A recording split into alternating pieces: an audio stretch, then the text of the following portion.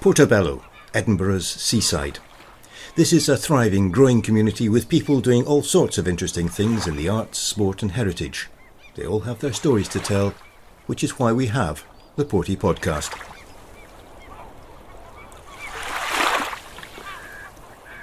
It's been a long time coming, but finally the new Portobello High School is open.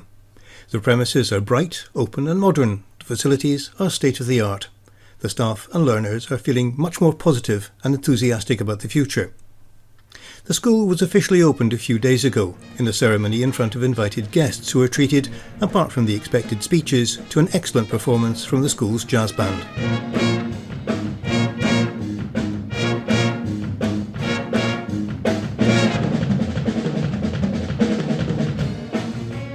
Inevitably, everyone is still feeling their way. Everything's just so new. And despite all the planning that went into the building, the staff are still finding out that the planners hadn't thought necessarily of all eventualities. The head teacher is Ruth Mackay. One of the things that I'm reminded of is that in any process like this, you don't know what you don't know. And inevitably, as we've moved into the school, there have been things that have happened that we haven't thought about. There's been unanticipated things, and those are all the things that you respond to on a daily basis. So in some respects, we're realising now it's going to be the first year actually in the building that's going to be the main process of settling in, because every time we go to do something at the moment, we're having to think about how do we do this now. So for example, our first parents' night in the new building, we had to think, right, how are we going to organise this? Which areas are we going to use? How are we going to try and set this out in a way which makes it accessible for parents and makes it run smoothly? So we're thinking about all of these things and encountering new challenges every day at the moment. Having been on a tour around the building, what is impressive is the way in which everything does actually seem to have been considered. I mean, just going around the science block, for example, the way in which everything is properly integrated is just a joy to behold. Mm-hmm. I think that's true, and I think it's such a contrast to our old building where inevitably over time the original design of the building had been altered, things had been moved around. For example, people who attended the old school when it was first opened will remember the library being on, I think, floor 3. That changed over time. There were walls that were knocked through, there were things that evolved.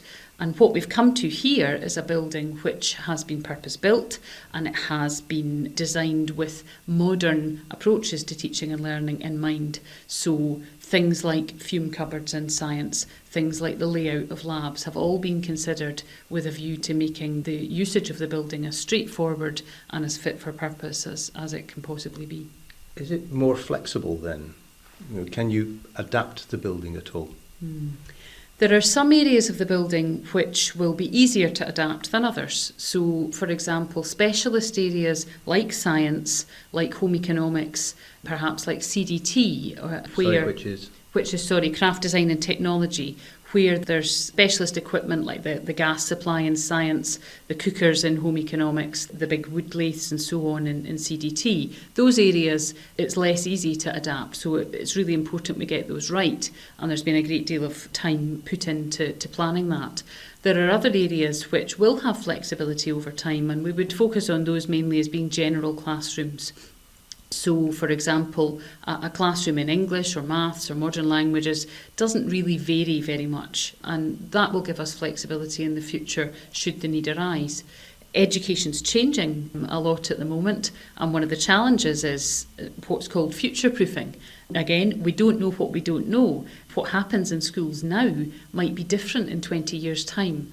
And I think one of the benefits for the Portobello community is that we have a building which has got lots of space and which will, in time, should the need arise, be able to be adapted for future uses that we can't envisage at the moment. So how are your staff enjoying the new space? One of my favourite pieces of feedback in the early days of the new building was when a member of staff asked a learner what he thought of the new school. And with typical reserve, he said, "Well, it's all right." And then said, "It's a bit weird though, because all the teachers are smiling." I think for me that really captured how things felt, particularly in those early days when we were so aware of the contrast with what we'd come from. People have got a lightness in their step. It's a very pleasant environment to work in. Things work The building is a nice place to be, it's a nice place to work, and I think it's really made a difference to people. Well, let's hear what two of your senior pupils have to say about their impressions of the school so far. I'm Philippa Watson and I'm head girl at Portobello High School. And I'm Alexander Fraser and I'm deputy head boy at Portobello High School. Right, both of you have had years at the old building. What does the new building mean to you? I think it means so much in way of like the community of the school and the different facilities that are now available to us. It's revolutionised our education, and things that we couldn't have in the past that we were promised for so long have finally come true and are better than we could ever imagined. What sort of things do you have now that you didn't have before?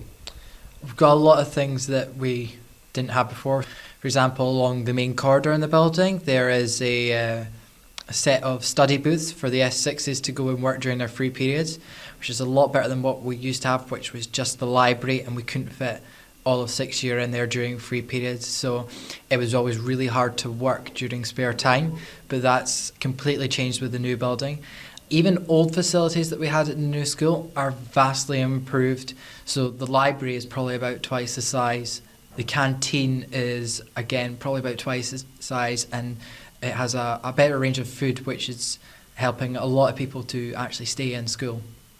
Something I noticed on the way around was the quality of the science labs as well. You know, things like gas on tap, which I don't believe you had in the old school. We did have it, but it was temperamental to say the least. I think in the new school, unfortunately I didn't take science, but my registration class is in there and they're miles apart. The wooden desks with people's names etched in from years ago are gone, and we have state-of-the-art taps, and all of the equipment has been updated and renewed. And of course you have reliable Wi-Fi. Yeah, that really makes a huge difference, because we're very fortunate at this school that from S3 onwards you're given a mini iPad to help with your workload through exam years. That's really great because it allows you to write essays easier, to then email them to teachers who can then send them back to you, and it's easier to edit than to write out an entirely new draft. You can contact teachers out of school hours if you need help with something, and it's really beneficial to have a Wi-Fi system that actually works with that, because although we had many iPads throughout our time at the old school, when the Wi-Fi was down, it was near on impossible to do work, because you would go in, the teacher would have planned for you to do a research type lesson, and you'd get in and find that the Wi-Fi is down and that entire lesson plan is gone. So having the updated technology in this building is really great benefits. Yeah, the technology that's throughout the building is really quite impressive. It is. The smart TVs, we have smart TVs everywhere that pupils can use in their spare time. It's really great for, we've done it as a leadership team, if we need to practice something before we have to give a presentation, to just be able to practice it to your friends, build you up a bit more, gives you a bit more practice time. There's TVs in the study booths as well, which is fantastic for us to be able to, we can plug our iPads into and things like that, or keep up to date with what's going on in the school. The bulletins, we can read all the notifications if we don't quite make it to Reggie, or there's something everywhere at every turn in the school. There's even things like fingerprint identification. Yes, so at the old school, in the old system, we would have almost like identity cards, which are council and government issue that everybody's given at the end of primary school. But now that we moved into the new building, it's all done through your fingerprint. So there are machines where you scan your fingerprint in, you put your money in, and then when you get to the cash register at the canteen and at the cafe, all you have to do is scan your finger again, and it makes the queues at lunchtime go so much faster, and it is really, really helping us. I take it that the two of you are actually going to almost struggle when you get into the outside world and you realise that things are not quite as good as they are in the school. I think for us, we've had the time at the old school, so we know it's not all quite as peachy as it is in Portobello, but it's been a great opportunity to have these different things for us, and I think it will be a bit of a culture shock when I have to give back my iPad and go back to writing out my notes. Having been through the old school will help when we go into the real world, because we know how to deal with not having everything, but at the same time society is kind of moving towards buildings like this which are really modern and updated, and having even just the brief experience that we'll have as 6 years in this building is really going to help, especially with transition to further education like universities. Ruth Mackay, you'll be glad to know that the positive impressions of your students are really very strong.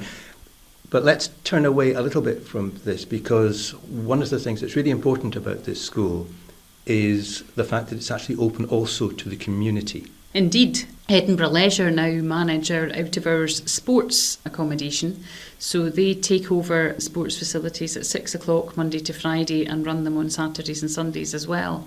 And that happened just a week after we moved in, which was a challenge, but one that we rose to. And it's really gratifying to see how really overnight the experience of the community using the school has been transformed. The car park is every bit as busy in the evening now as it is during the day. We have 2 pitches which are going at all hours. We've a busy swimming pool, and we've 3 large indoor spaces which are also very busy. I think we now have partnership agreements in place with something like 15 local clubs.